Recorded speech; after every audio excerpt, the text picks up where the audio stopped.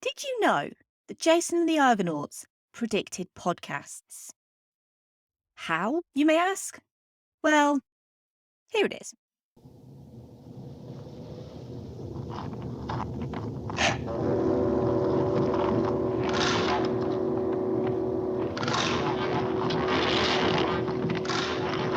And there!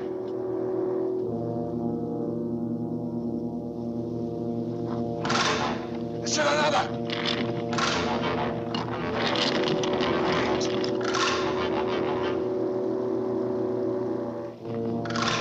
And more!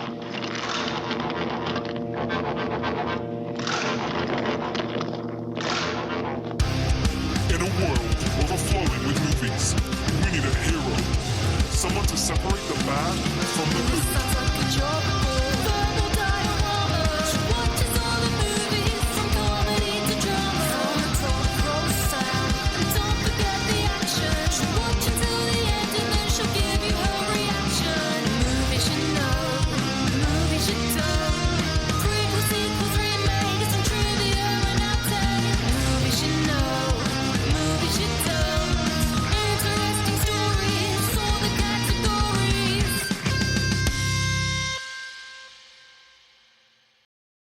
Hi everyone, I'm Em and welcome to Verbal Diorama episode 151, Jason and the Argonauts. This is the podcast that's all about the history and legacy of movies you know and movies you don't. As always, a huge hi and welcome to everyone listening to this podcast, whether you are a long-time returning listener, whether you're a short-time returning listener, or whether you are a brand new listener to this podcast. Thank you so much for being here. Thank you so much for choosing this podcast. I'm so grateful that you're here because I'm going to talk about the history and legacy of Jason and the Argonauts, which, wow, I literally feel like this podcast was made to talk about Jason and the Argonauts, and it's taking me 151 episodes to get here. But I'm here now, and I'm really, really excited. This is the first movie in a little mini-series that I'm doing, which is called Heroes Across the Decades. And I wanted to start with the 60s, and it just made so much sense to do Jason and the Argonauts. But before I do, I just want to say a huge thank you to everyone who's listened to previous episodes, the most recent ones being Dodgeball and A Scanner Darkly. And both of those are very different subject matters, but never let it be said that I don't mix it up on this podcast. I like to talk about all sorts of different movies, all sorts of different genres, and there's not really much that's as different as a sports comedy and a drug-induced paranoid sci-fi. They're kind of about as different as movies can be. And this episode, I'm actually going to be doing a movie that my own dad saw in the cinema when he was 12 years old in 1963. And I feel like I've now given away how old my father is. But imagine seeing this as a 12-year-old and have it just completely blow your mind. And many view Jason and the Argonauts to be the best movie that Ray Harryhausen ever did, including Tom Hanks. And if Tom Hanks says it, well, then it must be true. But even Harryhausen himself regards this as his finest work. And I'm sorry, you don't disagree with anything Ray Harryhausen says or does, because he is the absolute master. So, to be honest, that is really, really hard to disagree with. Let's have a listen to the trailer for Jason and the Argonauts.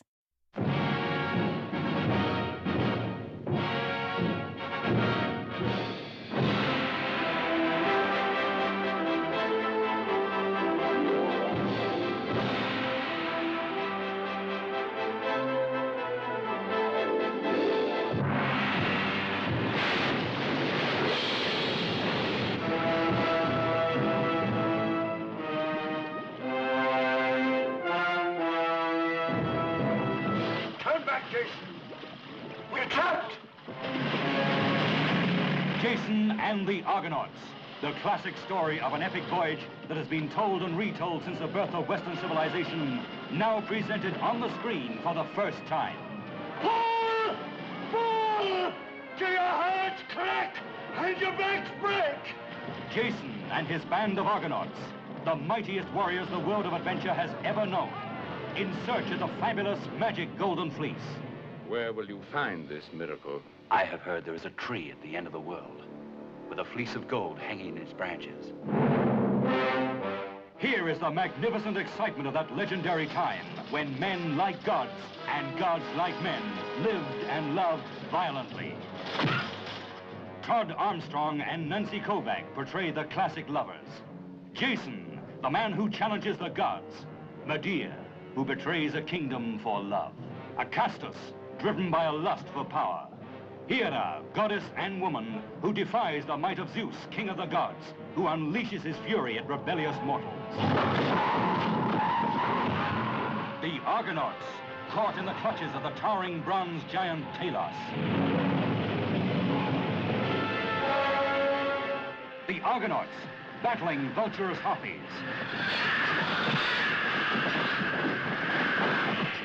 Jason, threatened by the seven-headed Hydra. Medea, the temple dancer, mysterious, exciting, and exotic.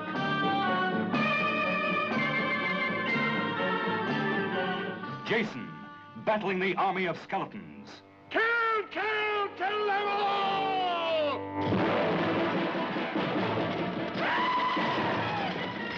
One man defying a universe of mortal and immortal dangers. Jason and the Argonauts. A search that became a legend.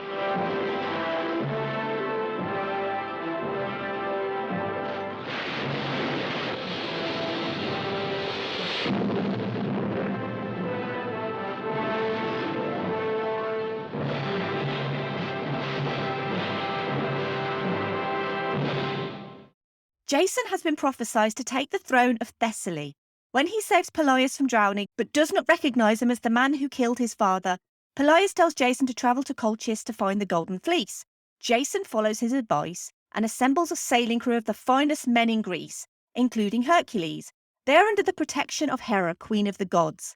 Their voyage is replete with battles against harpies, the giant bronze statue Talos, a hydra, and the children of the hydra's teeth, all brought to life by the special effects wizardry of Ray Harryhausen.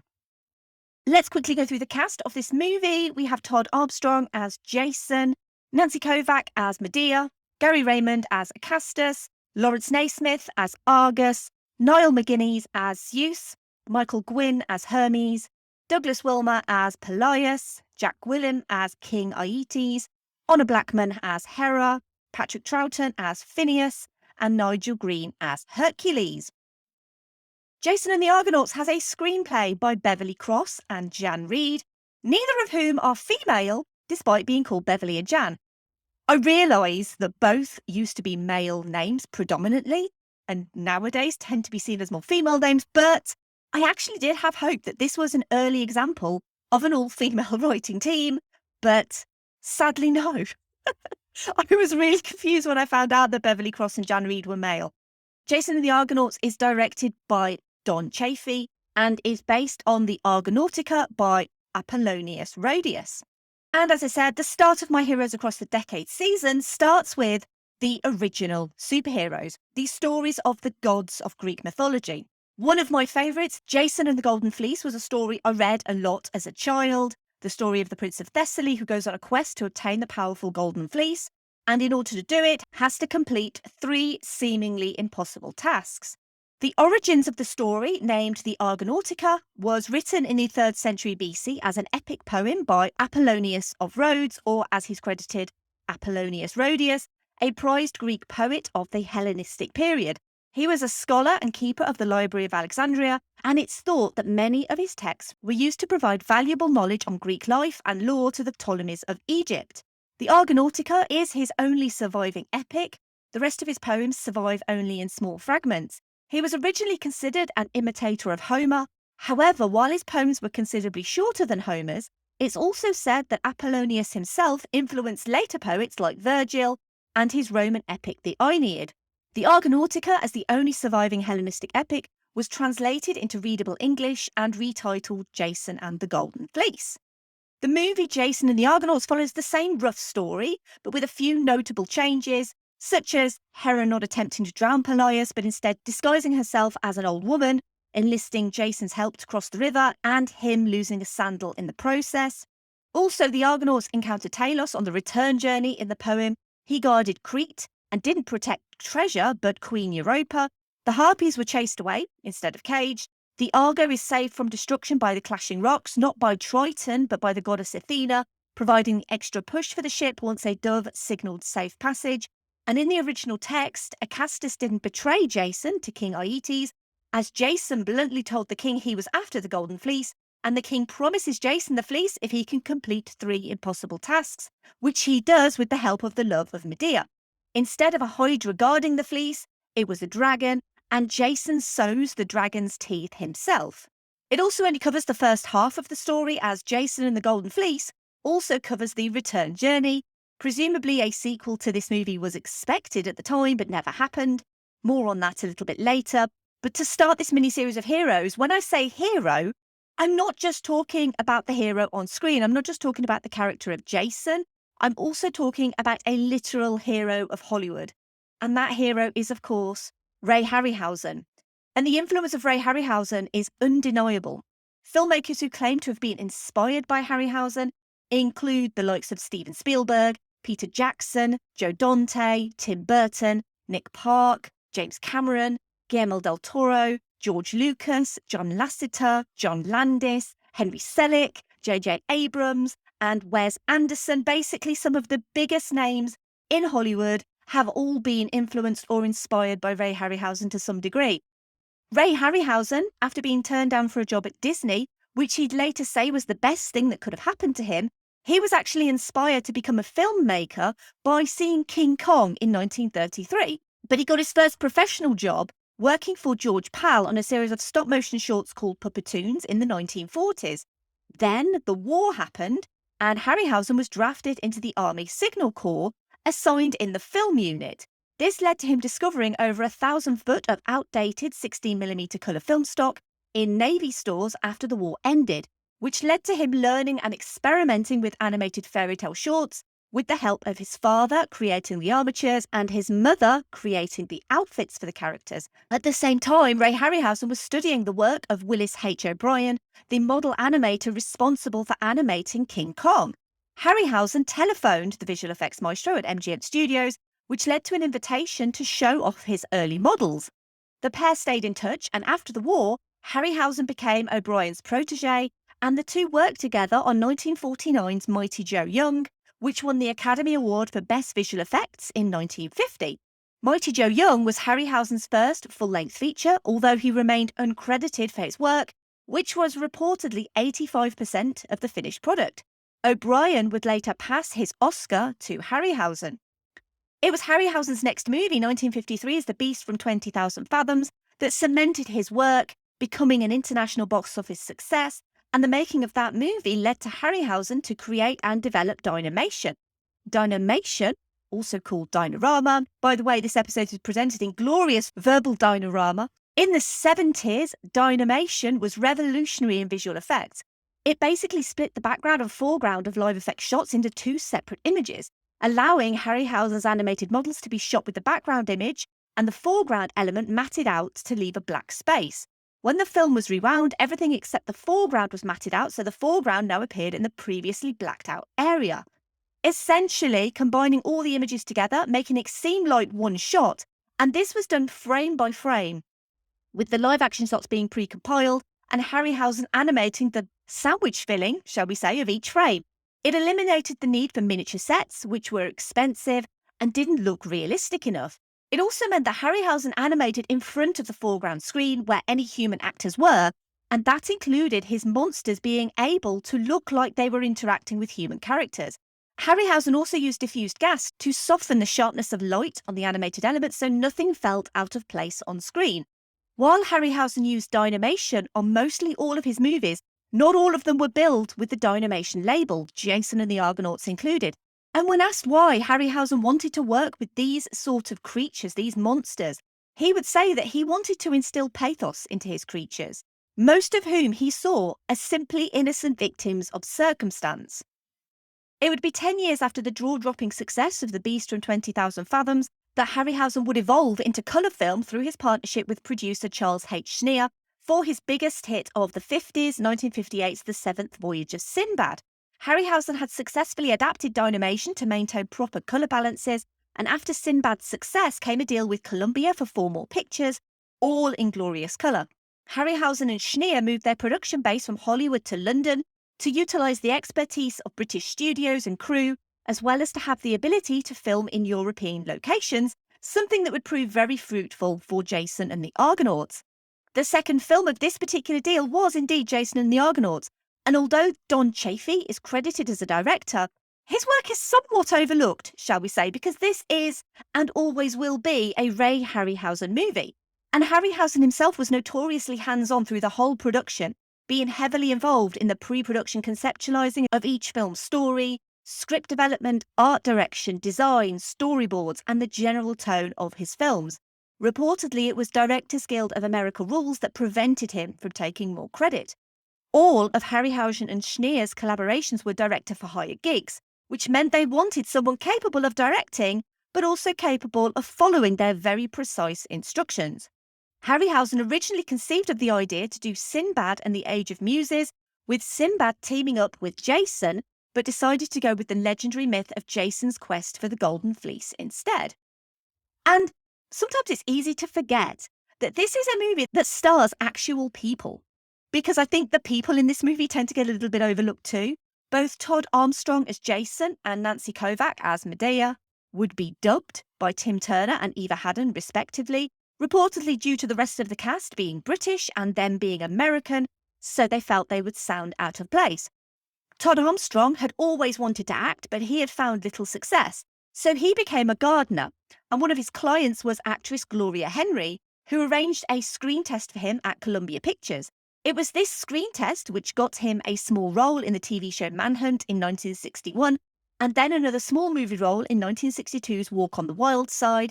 Todd Armstrong was reportedly quite upset that his most famous role had been dubbed, and while he continued to act, he never received the same level of popularity as he had had with Jason and the Argonauts. Nancy Kovac was a model and one of Jackie Gleason's Glee girls before appearing in popular TV shows like Bewitched and I Dream of Jeannie. This movie also stars a pre-Pussy Galore Honor Blackman, and these scenes with the gods looking down on Jason on the Table of the Gods were filmed in front of a yellow sodium screen, which was a precursor to blue screen, and this was done at Shepperton Studios here in the UK. Filming for Jason and the Argonauts took place between September and October 1961 in Italy, with the Talos scenes at the beach of Palinuro and the Harpies at the aptly named First Temple of Hera at Paestum, with the rest of the filming concentrated in Salerno. The most famous scene, the skeleton fight, took place at the coast at Ferraccio. The Argo itself was built over a fishing boat and was powered by 3 engines that reportedly cost 10% of the film's budget. The same ship was used in Cleopatra after they sold it to 20th Century Fox to recoup some of the purchasing costs. The episodic nature of the story of Jason and the Golden Fleece led to a series of encounters that the characters in the movie could have with Harryhausen's creatures. It was Harryhausen's most expensive and detailed production up to this point, and every set piece would culminate in one of his creatures, from the meeting with Talos to the Harpies tormenting Phineas, to the 7-headed Hydra protecting the Golden Fleece, and the pièce de résistance, and arguably Harryhausen's finest piece of work, the Children of the Hydra's Teeth. And these are scenes that still look incredible today, despite modern animators' attempts to make it better and increase frame rates. There's actually several videos of these attempts on YouTube, and honestly, I argue they look no better. Go and have a look on YouTube, find those videos of increased frame rate of Harryhausen's monsters. I really don't think they look better than what we already have. Over the intervening years, Harryhausen had become better at what he did, but also more ambitious, as well as precise. He would regulate the temperature in his studios because experience told him that a slight shift in temperature would affect the colour of his models, which would then show in the finished product. He was the consummate professional, but he was also a bit of a workaholic, often working overnight to get things finished. Talos in the original myth of the Argonautica was only 8 foot high. His size was increased to be imposing, and that feeling of fear that you get when you see his head move for the first time as a child, I will never forget it. Harryhausen wanted Talos to be the size of the Colossus of Rhodes in the movie, but made of metal, meaning that his movements had to be stiff and creaky. In reality, the model of Talos was 14 inches tall, Compared to the other creatures in Jason, Talos was the easiest to create and film. His death, by Jason going for his literal Achilles heel, was the release of Ica, the lifeblood of the gods, was achieved by Harryhausen animating red cellophane to look like pouring liquid. The Hydra was a totally different beast, literally and figuratively. Harryhausen had the idea for a 7-headed beast, and then the realization dawned on him that it might be quite tough to animate a 7-headed beast, with all the animation problems all those independent heads presented. If he stopped during the animation process, he would forget which head he was working on and what that head was supposed to be doing. Harryhausen's monsters could interact with humans, such as when Jason slays the beast with a sword, that sword then becomes embedded in the monster's chest. And this was really important to Harryhausen, to have that magic on screen so that you genuinely believe that as soon as a human being plunges a sword into this Hydra, that the Hydra then has this sword in its chest and dies. Ray Harryhausen always said that he disliked working with winged beasts because animating flying creatures was more difficult than those that have their feet or paws or claws on the ground. And yet, in pretty much every single one of Harryhausen's movies, there is a flying beast or a winged beast or something that flies because he just genuinely liked to continue to push himself. And with modern definition and with high-def TVs and DVDs and Blu-rays, when you look at the harpies, admittedly you can see the wires that make the harpies fly. But I don't care. I really don't care that you can see the strings because it just adds to the charm of this scene. You can see the love and detail that goes into all of these monsters. Harryhausen loved to push himself. I love to see that on screen. And just to add as well, he worked alone on his animation. He didn't have a huge team of people helping him. He didn't really have anyone helping him. His father continued to do the armatures of his monsters for a short while, but otherwise, Ray Harryhausen worked alone. And because he did work alone, his sequences took as long as they took. And generally, they took quite long. But there's one scene in this movie that I would say that pretty much everyone on Earth has either seen or knows of, and that is the skeleton fight scene. It's also called the Children of the Hydra's Teeth scene. And it really is the crowning glory of a career that literally spanned decades and has influenced not only so many other filmmakers, but so many other films as well, like Sam Raimi's Army of Darkness. This particular scene itself is a masterpiece because it's mesmerizing and terrifying in equal measure. And this is because, as Harryhausen himself would ponder, how do you kill a skeleton? The Children of the Hydra's Teeth is the most complex shot in Jason and the Argonauts. Firstly, to have the 3 actors be choreographed to convincingly fight skeletons. This was achieved by using choreographed stuntmen, which the 3 actors rehearsed with beforehand. And the actors filmed the memorized scenes. They were fighting against nothing, which is harder than it looks. And obviously, once that scene was filmed, that scene then went to Ray Harryhausen to animate 7 individual skeletons, which is something that he had never achieved before. But I guess like with everything else Harryhausen did, he was like, well, why the hell not? For all his animated scenes, Harryhausen would draw storyboards, and he'd ensure that while he pushed himself to do literally the best that he could, he never storyboarded anything that he felt was impossible. For the Children of the Hydra's Teeth, it would take him 4.5 months to animate this sequence. And this sequence is less than 5 minutes long. He averaged 13 frames a day, and that was half a second of film.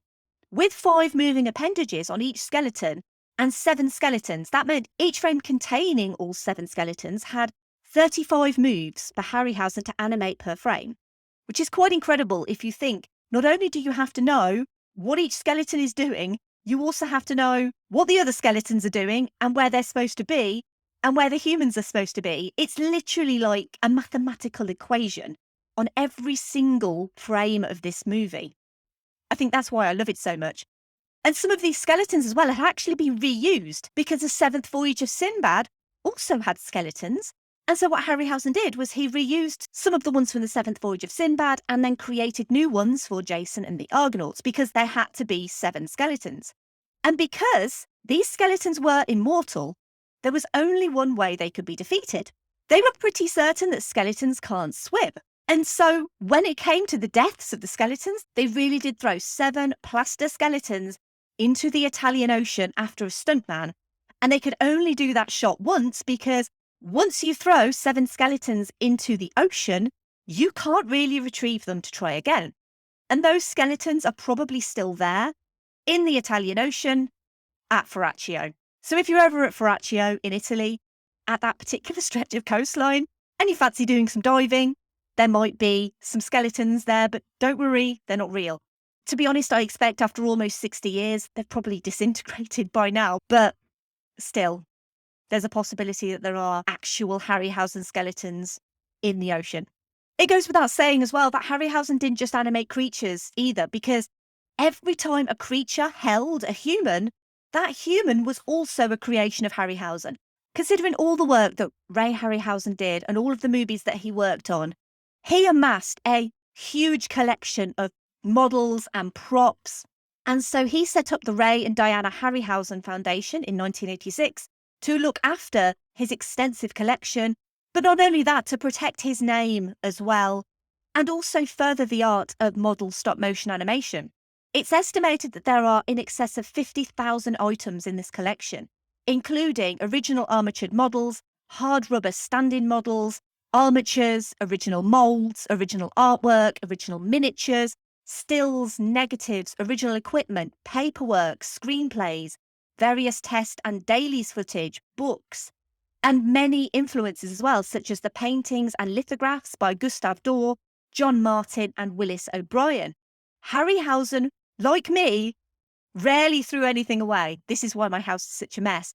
But unlike me, it's why Harryhausen's collection is near complete and contains so much original material. Many of the original items are incredibly fragile, and they're too fragile to travel, so much of the collection isn't exhibited. But what the Trust does is it actually preserves and maintains that collection. Ray Harryhausen would never win an Oscar for his visual effects achievements, but he would win an honorary Oscar in 1992 and would receive a star on the Hollywood Walk of Fame in 2003. He would be referenced in Monsters, Inc. and in Corpse Bride as well. His death in 2013 at the age of 92 would result in tributes from an industry he irrevocably shaped. His legacy is in his movies, which remain timeless, but also in franchises like Star Wars, to which George Lucas has suggested would not exist without Harryhausen's influence. And a really interesting fact that I found out, not so much about this movie, but actually about the voyage of Jason and the Argonauts, was that explorer Tim Savarin undertook something called the Jason Voyage in 1984 with 20 volunteer oarsmen in a hand-built 54-foot replica of a Bronze Age galley based on a scale model of the Argo. They rowed and sailed from northern Greece, through the Dardanelles, they crossed the Marmara Sea, and passed through the Straits of Bosphorus to the Black Sea, reaching the Phasis Delta in then Soviet Georgia, a voyage of 1,500 miles. Along the way, they identified some of the landmarks visited by Jason and his Argonauts and found a possible explanation for the legend of the Golden Fleece, detailing it in his 1985 book, The Jason Voyage, The Quest for the Golden Fleece, that the Golden Fleece may have been a mythic exaggeration of an actual Bronze Age practice whereby sheep's wool was used to filter out gold ore.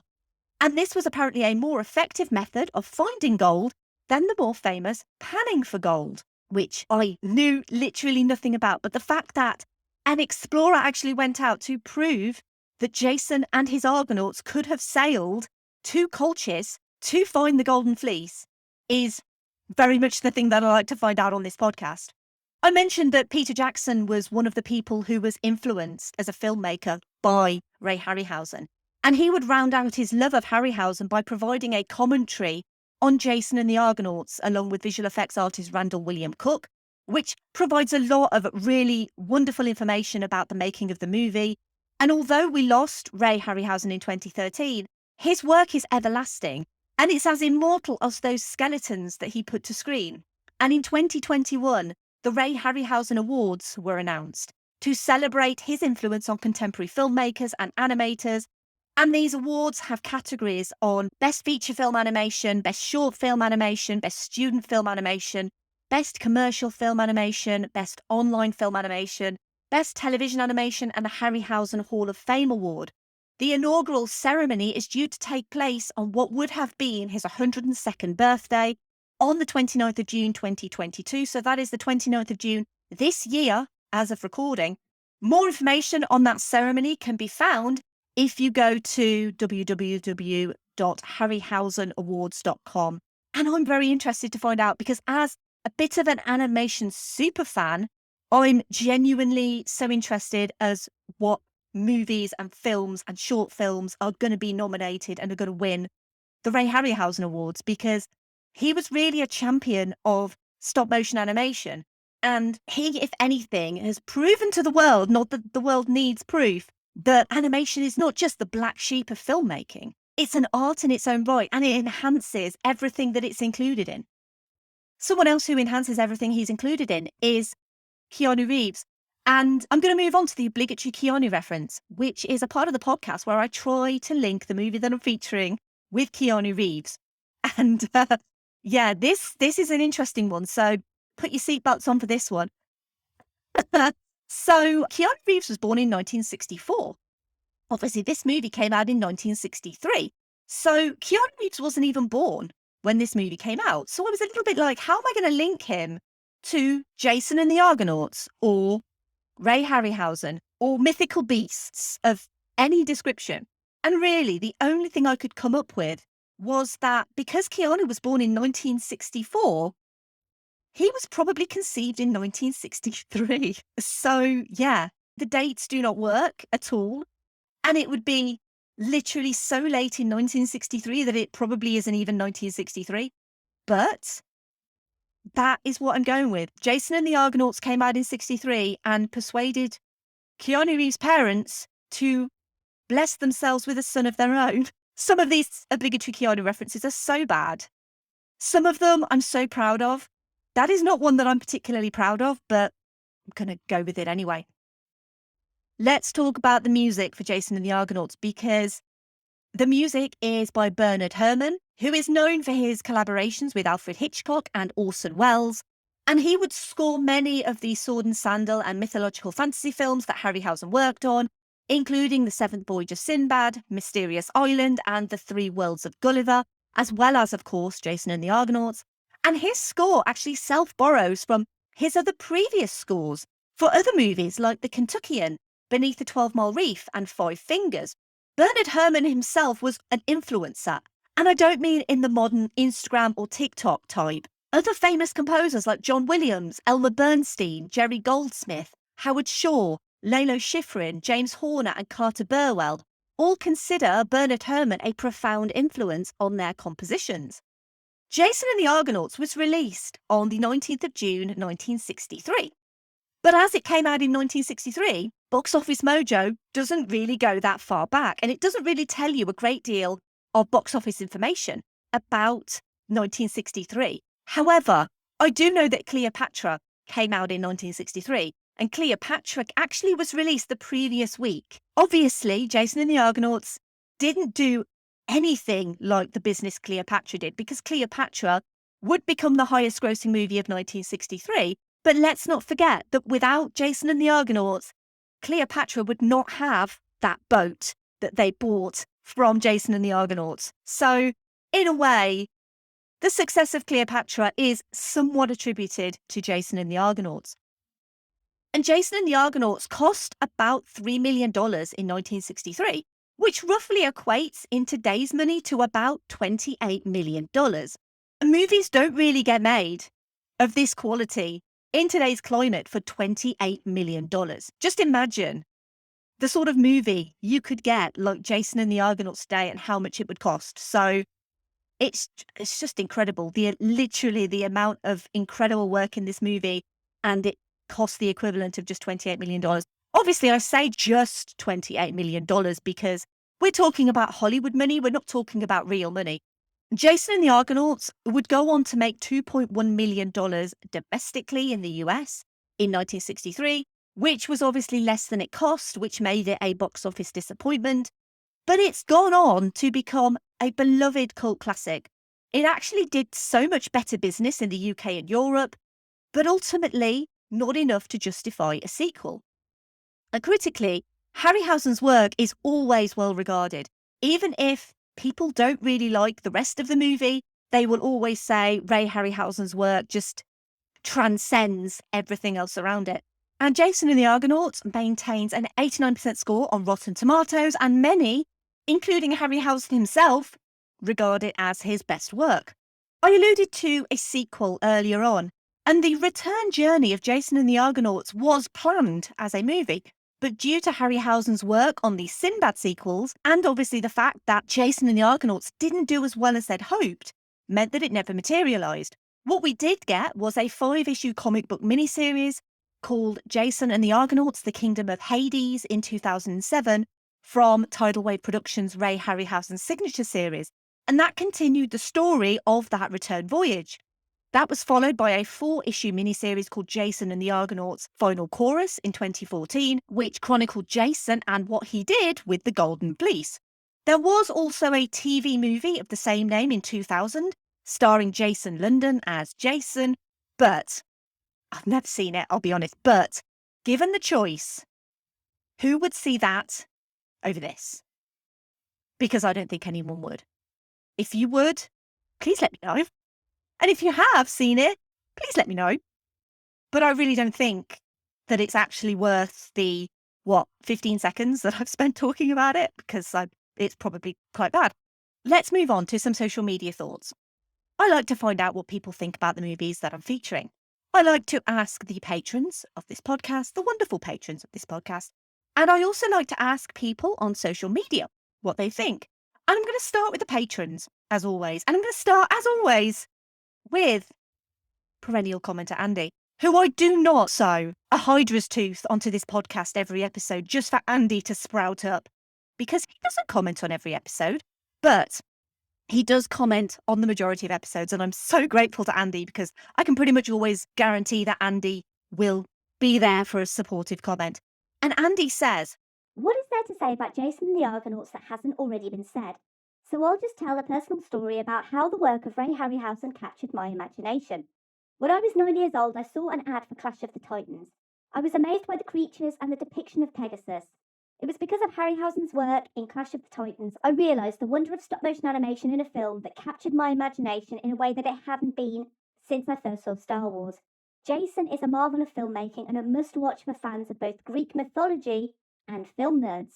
and there's a high possibility, a very high possibility, that I will come to Clash of the Titans at some point very soon on this podcast, because Pegasus itself is an absolute marvel.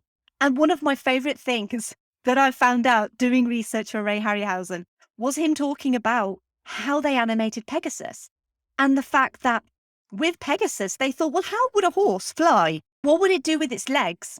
Would a horse just put its legs like at its side to fly? Or would a horse like have its legs straight to fly? And they went through all of these ideas for what would a horse do with its legs while it was flying. And Ray Harryhausen was like, well, obviously it would gallop in the air. And it's just such an obvious thing that a horse would obviously gallop if it had wings. But the fact that they animated that when they could have gone for the easy, a horse with its legs down its side, look at bullets through the air. It's honestly one of my favourite things. And I'm a huge fan of Clash of the Titans, but I just wanted to share that little tidbit. But what I also want to share is, obviously, if a patron of this podcast has a podcast of their own, then I will give that podcast a bit of a plug. And so, absolutely, you should have a listen to Andy's podcast. It is, of course, the inimitable Geek Salad. They are a podcast that basically celebrates geek culture and everything to do with geek, whether that's movies, music, TV shows, games, literally anything and everything. I'll put some information in the show notes for Geek Salad. They are a completely wonderful podcast. They're a group of wonderful people. And Andy has been so supportive of this podcast since pretty much day one. So I'm so grateful to Andy for his support and for making me think of that wonderful Pegasus quote. The next patron comment comes from Brendan. And Brendan says, "Ray Harryhausen may have made better films than Jason and the Argonauts, but few were more ambitious, and arguably none were better showcases for his talents at bringing the fantastic to life. From the Bronze Colossus to the Hydra and the legendary fight against the Skeleton Soldiers, Harryhausen serves up one dynamo set piece after another, passing the way for how modern effects-heavy blockbusters are made by never losing his signature handcrafted feeling. The actors in his films don't always measure up to their stop-motion co-stars, but Jason and the Argonauts benefits by being an Avengers-esque assembly of larger-than-life heroes and appropriately mythic undertakings for a package that is arguably the definitive Harryhausen experience. I do think it's really hard to say what is the best Ray Harryhausen film because I do think everyone has their own personal favourites. But I do agree, I feel like Ray Harryhausen never lost his signature appeal. And yet he always pushed himself to be better than his last movie, to do more than his last movie. And yeah, the actors don't always measure up. But I really feel like that was on purpose. I still feel to this day that they were like, well, we don't care about how bland the actors are because we really want Harryhausen's creatures to shine. And they definitely shine. This episode's final patron comment comes from Laurel. And she says, It's epic fun, and Harryhausen's stop motion is iconic. However, I must acknowledge the Orpheus erasure and the portrayal of Jason as anything other than the second biggest scumbag in all of Greek mythology, who only succeeded with the help of a much more powerful woman. Hashtag Team Medea. and basically, if anyone's going to know about that, it's going to be Laurel because she hosts the podcast, The Midnight Myth. And that is basically the podcast for all your mythology needs, as well as history and philosophy, and basically how those topics appear in our modern pop culture. So if you do want to know more about Greek mythology, then Laurel really is the person to speak to. And if you are interested in her podcast, The Midnight Myth, which she hosts with her husband Derek, then I'll put some information in the show notes for The Midnight Myth. Right, we're going to move over now to Twitter. And we've got quite a few comments actually this time on Twitter and Instagram. I was shocked. And we're going to start with @30podcast, who said, "We did a Patreon episode on Clash of the Titans last year, one of my favourites growing up, and I have loved Jason and the Argonauts since I was a toddler. I always hear of people talking about VHS tapes being ruined because people paused and rewound on scenes with nudity. Mine was rewinding and rewatching the initial scream and charge of the skeleton army. I thought that was terrifying and hilarious as a little kid. I also tore up the couch cushions and rearranged them around the living room, pretending to climb on rocks to fight the Hydra." You sound like such a cool kid. @Mr. London_NCB said, "Loved this film when I was a nipper in the late 70s, early 80s. Felt like it was on TV almost every Sunday afternoon as the matinee. This was the proto-Clash of the Titans, the good one, not the awful recent remake." @DW Lundberg said, "The story's a little stodgy, but it plays about as well as Clash of the Titans did 19 years after. And those Harryhausen effects all have more personality and invention than most CGI today." @Danny Brown CA said, "It's Ray Harryhausen's best work, and given his library, that's saying something. The famous skeleton scene took 4 months to shoot, and it only lasts 3 minutes on screen. That's the dedication the man had to his craft, and he inspired so many of today's effects legends." @Movies Work said, "One of my favourite films. The work on the skeleton army alone is some of the best VFX work in history." @Swayze of Arabia said, "Such a classic film with great storytelling, great performances, and of course the effects from the man, the myth, the legend, Ray Harryhausen." @Cap Understand said, "Have you seen the version on YouTube that has the stop motion up to 60 frames per second?" And as I said, yes, I have seen it. And to be honest, I don't think it looks all that better. That's just my personal opinion, but I really don't think it actually looks all that better. And @Harry Met Movies said, "Used to love this as a child. It's definitely on the list for Harry. Is this the one with the skeletons coming to life in it?" Absolutely, yes it is. Moving over to Instagram, @SassyLassie76 said, "This is one of my favourite Ray Harryhausen films. When I was very young in 1981, there was a Harryhausen movie marathon on TV, and I was completely enthralled with the creatures in this film, as well as The Golden Voyage of Sinbad, The Seventh Voyage of Sinbad, and Sinbad and the Eye of the Tiger. A few weeks later, Clash of the Titans opened in theatres and my family went to see it. I remember telling my parents on the ride home that my favourite parts were the scenes with Bubo, Pegasus, Medusa and the Kraken. I could have cared less about the overall story. I still love Harryhausen's work and will happily watch his films any time they are playing." @Dave_J_Banff. This is Dave from Not for the Dinner Table. Hi, Dave. He says, "This film was my gateway into Greek mythology. In my opinion, far better than Clash of the Titans. And I am surprised this hasn't had a remake yet.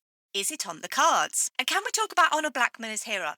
Those scenes where she would whisper to Jason at the bow of the Argo. This is the perfect movie for a rainy Sunday afternoon. At Once Upon a Nightmare podcast said, love this movie. Huge wave of nostalgia seeing the poster. Still stands today for me. Plus, as a kid, I remember being flabbergasted at what I was watching. Triton scene was one of my faves. And finally, at SP_film viewers said, based on our Clash of the Titans review, this wouldn't be to Sophie's liking, but I think it's one of the best examples of Harryhausen's work. And that is from Paul. No comments over on Facebook, but a huge thank you to everyone who's provided comments for Jason and the Argonauts. There aren't really words that will aptly describe how this movie makes me feel. Watching it again for this podcast, because of course I bought a physical copy of it, because I didn't own it and now I do. And now I own Jason and the Argonauts forever. It's amazing. Watching it just brought back so many childhood memories of seeing this movie for the first time and just being so blown away by this movie. Ray Harryhausen was unrivaled as a master of special effects. If these movies didn't have Harryhausen's creatures, if these were just men in suits pretending to be monsters, this would not be the movie that we take it for today. This would just be a movie with some pretty bland acting, mostly nondescript, but it wouldn't have that star-making quality, that essence to it that makes it so timeless. As I said just now, I feel like they purposely made the actors a little bit bland because Harryhausen wanted his creatures to shine. And I really don't have a problem with that. I really don't think that the actors in this movie need to be better than they are. One of the things that always kind of winds me up a little bit is when movies like this are wheeled out as an example of effects that were, in inverted commas, good for their time. Stop motion nowadays is amazing. It's some of my favourite stuff to watch. It's some of my favourite stuff to talk about on this podcast. I've talked about Aardman movies. I've talked about Leica movies. And some of the things that those studios are doing is incredible. But to say that Jason and the Argonauts is just, in inverted commas, good for its time is seriously undermining the ground that this movie and its Harryhausen and Schneer Snabelmates broke in terms of inspiring generations of filmmakers. That's like saying music from the 60s is good for its time, but can't hold a candle to someone like, I don't know, Harry Styles. Because good art is timeless. Jason and the Argonauts is my favourite Ray Harryhausen movie because I can remember watching it as a kid and being wowed. I can remember watching it as a teenager and being wowed. And I can remember watching it as an adult and still being wowed every single time. This movie is one of the reasons I went into podcasting in the first place. And I wanted to talk about the history and legacy of movies you know and movies you don't, because how movies are made is and remains incredible and fascinating. How one man can be responsible for so much of the history and legacy of film in general is incredible.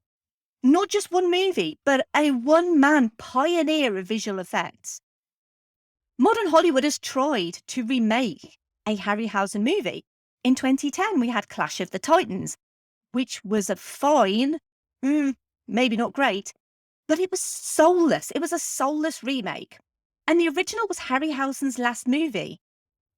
And as I've said, I have a lot of love for that movie, especially Pegasus and Medusa as well. How wonderful is Medusa in that movie? Jason and the Argonauts is going to be 60 years old next year. And I really hope people make a huge fuss of the 60th anniversary of this movie, because this movie deserves it.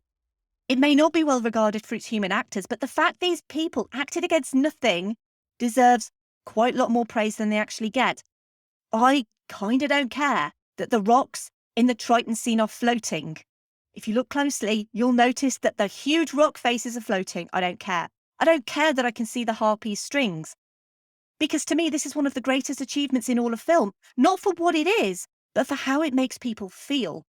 And not just this movie either. The Seventh Voyage of Sinbad, Clash of the Titans, Sinbad and the Eye of the Tiger. The way we feel about Ray Harryhausen is the way we feel about his movies. They're just masterful and awe-inspiring. And honestly, there's no doubt I'll revisit another of his masterpieces on the podcast again. Probably, let's be honest, it might be Clash of the Titans. Because much like Harryhausen himself, once I get into something, not only do I like to see it through, I also like to try and better myself every single time. honestly, anything to compare myself to Ray Harryhausen, really. We all watch movies to be transported to new worlds or to understand new cultures or to find out things that we didn't know. And growing up reading Greek myths and legends, and to see Ray Harryhausen bring those creatures to life is just one of the most wonderful things that this podcast could celebrate. And I'm so happy that I finally get the opportunity, after 151 episodes, I finally get the opportunity to celebrate one of the men who made this podcast possible. Because without Ray Harryhausen, this podcast probably would not exist. If anything, his work is underappreciated for exactly what it did. It made us all believe in monsters. Thank you for listening. As always, I would love to hear your thoughts on Jason and the Argonauts. And if you want to get involved and you want to help this podcast grow, that would be incredible. And there are several ways that you can do this. You can have your comments read out in episodes. If you go to social media, there are posts that go up on a Saturday for comments on the next episode. Simply write a comment on social media and I will read it out. That's one way you can get involved in each episode. But another way you can get involved is you can leave a rating or review if you've enjoyed this episode, wherever you found this episode. You can also retweet and like posts on social media. I should really tell you the social medias, I guess. So social media accounts are at Verbal Diorama on Twitter, Facebook and Instagram. This podcast is also on Letterboxd as well, where I give a rating and a mini review on every movie that I watch, whether it's for the podcast or whether it's not for the podcast. I love to watch a lot of movies, so Letterboxd is great for that.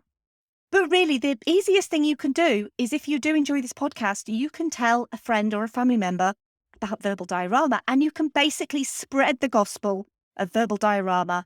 Because let's be honest, there's 150 other episodes out there for friends and family members to enjoy. And if you enjoyed this episode, I'm pretty certain that you would enjoy the other stuff that's currently out there.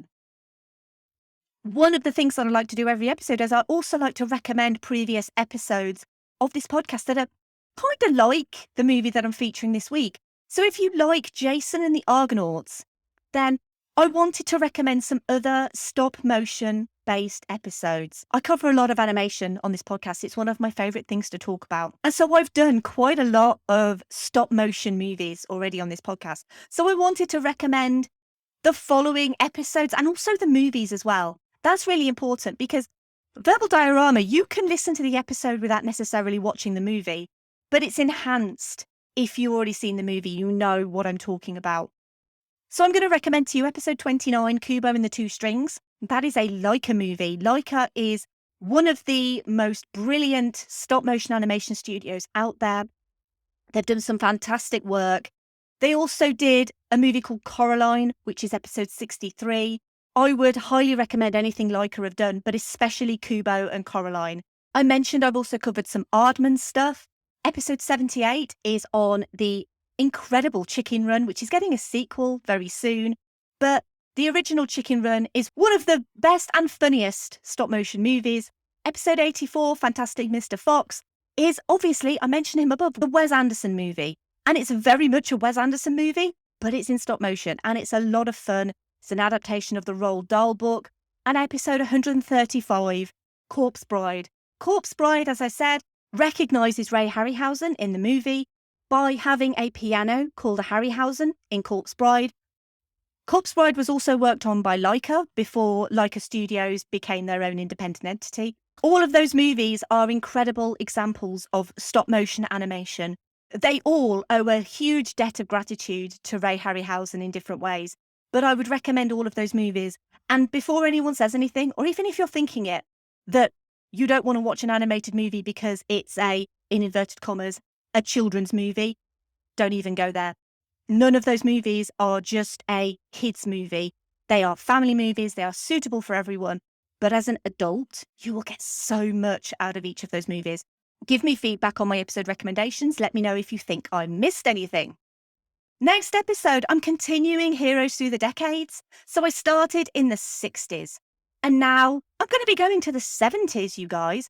And Ray Harryhausen may have made us all believe in monsters, but in the 70s, This movie made you believe a man could fly. Yes, we're going to 1978 and we're going to Superman the movie. Not the first big screen Superman, because there were other Supermen that came before him, but Christopher Reeve was third billed in his own movie. This is the original Man of Steel. This is also the highest grossing movie of 1978. Join me next week as I'm going to be going through the history and legacy of not only Superman the movie, but Superman in general. And this is the first time I'm going to be covering a Superman movie on this podcast. Quite a momentous thing. Whenever I ask for recommendations of stuff to cover, people always say, will you do Superman? So now I'm actually going to be doing Superman. I want to take the opportunity to say a massive thank you to the patrons of Verbal Diorama. If you want to become a patron, you can do. If you go to verbaldiorama.com/Patreon, and you can choose a Keanu themed tier, because of course the tiers are Keanu themed. And the people who've done that really do help the future of this podcast. They help with me buying equipment and getting subscriptions and all of that cool stuff. Any money that's raised through the Patreon gets ploughed back into making this podcast better. So a huge thank you to the patrons, to Simon E, Sade, Claudia, Simon B, Laurel, Derek, Vern, Christine, Kat, Andy, Mike, Griff, Luke, Emily, Michael, Scott, Brendan, Ian M, Lisa, Sam, Will, Jack, Dave, Chris, Stuart, Ian D, Jason and Sunny. Let us continue the game another day. I also have a merch store. It's verbaldiorama.com/merch, where there are The Mummy themed t-shirts that you can buy if you're really into The Mummy, as I am, and as we all should be. If you want to get in touch, you can email me, verbaldiorama@gmail.com, and you can say hi, or you can go to verbaldiorama.com and you can fill out the contact form on there. And I write stuff for Film Stories, so you can find the stuff that I write at filmstories.co.uk, and you can also buy the copies of the magazine that I write in as well. And finally, I think that proves at last that I'm a worthy opponent, my lord. Where are you going? To clear the board, the game is over. It certainly is not. bye. Movies you know, movies you don't. Prequels, sequels, remakes, and trivia and updates. Movies you know, movies you don't. Interesting stories, all the categories.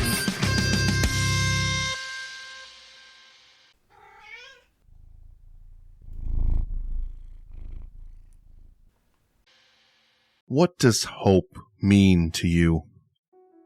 Hello everyone, my name is Nick and I am the host of the annual Live Stream for the Cure, a charity live stream event to raise money for the Cancer Research Institute, which researches immunotherapy, training the body's immune system to fight all forms of cancer. Their mission, one that I believe in very, very strongly, is a future immune to cancer. And this year, for the 6th annual Live Stream for the Cure, I want to emphasize more than anything, hope.